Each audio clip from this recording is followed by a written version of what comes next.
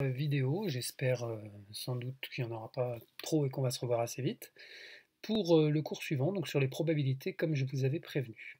Alors je vais vous passer rapidement le plan de la séquence que je vous demande donc pour la semaine de cette rentrée. D'abord ce travail ensemble en vidéo, avec une lecture du cours et puis un exercice qui est le 3 page 159 qu'on va faire ensemble. Ensuite, un travail, c'est une relecture du cours, plus éventuellement un complément, page 161 du livre, et les exercices qui sont donnés ici. Enfin, ça je vous demanderai de le faire plus tard, pour préparer le cours, pour gagner un peu de temps, parce que je ne vous ai pas donné énormément là de travail, je vous demanderai de regarder une vidéo avant le prochain cours en présentiel, s'il se fait bien en présentiel.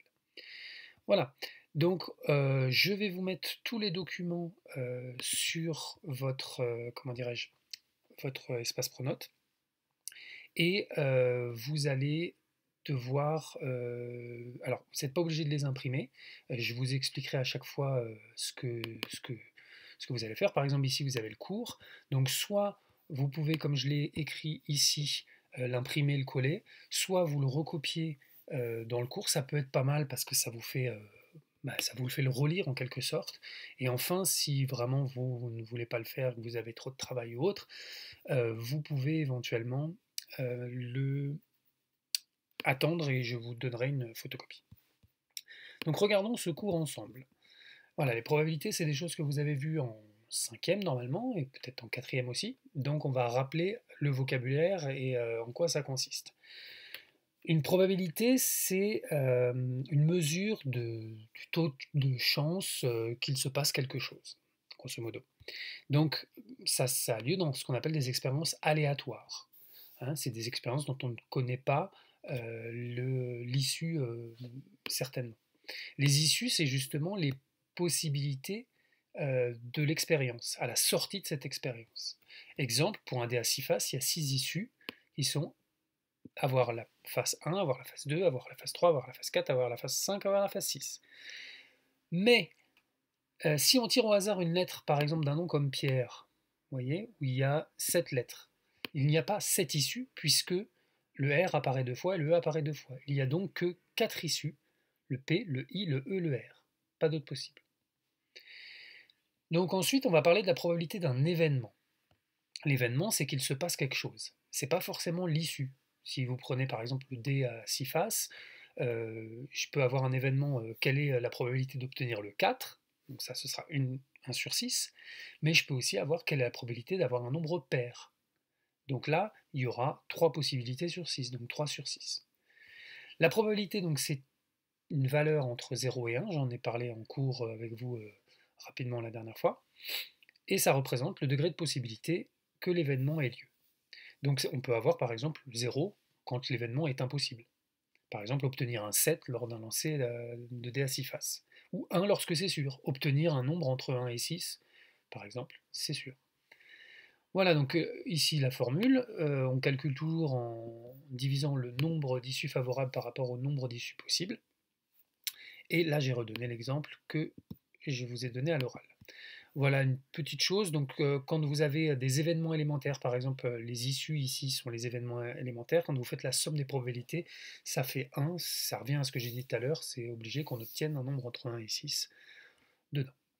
Voilà, alors voilà pour le cours, et on va surtout regarder comment ça se passe sur un exercice. Donc pour cet exercice, le 3 page 159, je vous remettrai tous les exercices sur Pronoto aussi, au cas où vous n'ayez pas votre livre pour une raison que je ne comprendrai pas d'ailleurs. Par contre là, les réponses, vous les écrivez sur l'exercice. Alors pour celui qu'on va faire ensemble, je vous propose de faire des pauses régulièrement. C'est-à-dire là, par exemple, vous allez faire une pause, vous allez lire la consigne, vous allez essayer de faire la question 1. Ensuite, vous enlevez pause et vous allez écouter les réponses. Et puis vous pouvez passer à la deuxième question. Il vaut mieux avoir le corriger d'abord de la question 1, au cas où, pour ne pas faire les mêmes erreurs sur les 3 questions. Donc c'est parti, faites pause, lisez la consigne. Donc maintenant moi je la lis, vous avez un jeu de 52 cartes, donc c'est les jeux, pour ceux qui ne sont pas habitués, les jeux de cartes, vous avez 8 cartes de chaque couleur.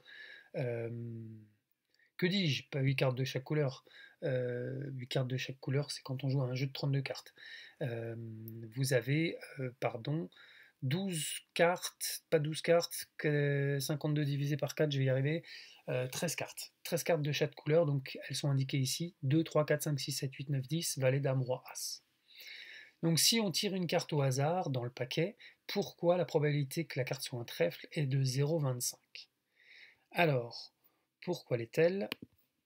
Bougez pas, je prends la correction qui est ici. C'est pas celle-ci, autant pour moi. Voilà. Donc la probabilité, cette correction, je vous la mettrai aussi dans le fichier. Et comme il y a 4 couleurs, c'est 1 sur 4. Peut-être certains l'ont calculé en disant bah, j'ai 13 sur 52, et 13 sur 52, ça fait 0,25. Ensuite, la probabilité d'avoir un as, c'est 1 sur 13 cette fois-ci, puisqu'il y a un as à chaque fois que vous avez 13 cartes. Peut-être certains ont mis 4 sur 52, et ça fait bien 1 sur 13. Probabilité d'avoir un roi, c'est la même chose. Et probabilité d'une figure, c'est 3 sur 13, puisqu'il y a 3 figures différentes. Les figures, c'est valet, dame, roi, sur les 13 cartes de chaque couleur. Encore une fois, si vous avez écrit 12 sur 52, c'est correct aussi. En simplifiant, vous obtiendrez 3 sur 13. Ensuite, l'as de trèfle, cette fois-ci, il n'y en a qu'un sur les 52 cartes, c'est donc 1 sur 52. Ok? Donc voici, ça c'était pour les questions de base. Ensuite, Yannick tire une carte et la remet dans le paquet. Il mélange et il en tire une autre. Quelle est la probabilité que cette seconde carte ait la même couleur que la première? Alors, voilà la solution proposée. Il y a une probabilité de 0,25 que ce soit une couleur particulière, puisqu'il y a une couleur, attention quand on parle de couleur, c'est pas rouge ou noir, c'est ce qui est marqué ici, pique, cœur, carreau, trèfle. Donc ça veut dire que vous avez une chance sur 4 d'avoir du trèfle. Donc si vous tirez, imaginez vous tirez du trèfle, bah après quand vous remettez la carte, comme vous avez toutes les cartes, vous avez une chance sur 4 d'avoir du trèfle. Voilà, donc la réponse c'est 0,25. Ensuite, question 3, il tire une carte, puis sans la remettre dans le paquet, en tire une autre. Quelle est la probabilité qu'il y ait 2 cartes de la même couleur? Donc là, cette fois-ci, il a tiré une carte, mettons un trèfle. Donc il ne reste plus que 12 trèfles dans le jeu, et il reste 51 cartes. Donc la probabilité qu'il ait la même couleur, c'est 12 sur 51. Question B, quelle est la probabilité qu'il ait 2 cartes de même rang, c'est-à-dire 2 7, 2 valets, etc. etc. Donc là, cette fois-ci, il restera, par exemple il avait tiré un 7, il restera 3 7 sur les 51 cartes, donc ce sera 3 sur 51. Pardon. Voilà le genre de questions que vous pouvez avoir. Alors, pour la suite des événements, vous avez donc les exercices suivants à faire. Relire le cours, plus la page du livre pour vous faire un complément. Ensuite, les exercices de la page 166, 21 et 22. Voilà, un exercice avec tirage de boules dans une urne, c'est très classique, et avec un dé à 6 faces ici. Très simple, c'est vite fait hein, ces exercices. Ensuite, vous avez le 24 et le 25. Voilà, 2 questions aussi. Je ne vous ai pas surchargé en exercice, donc faites ça bien.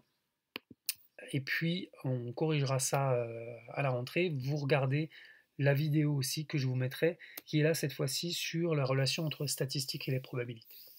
Je vous souhaite bon courage, n'hésitez pas à m'envoyer des messages si vous avez des questions.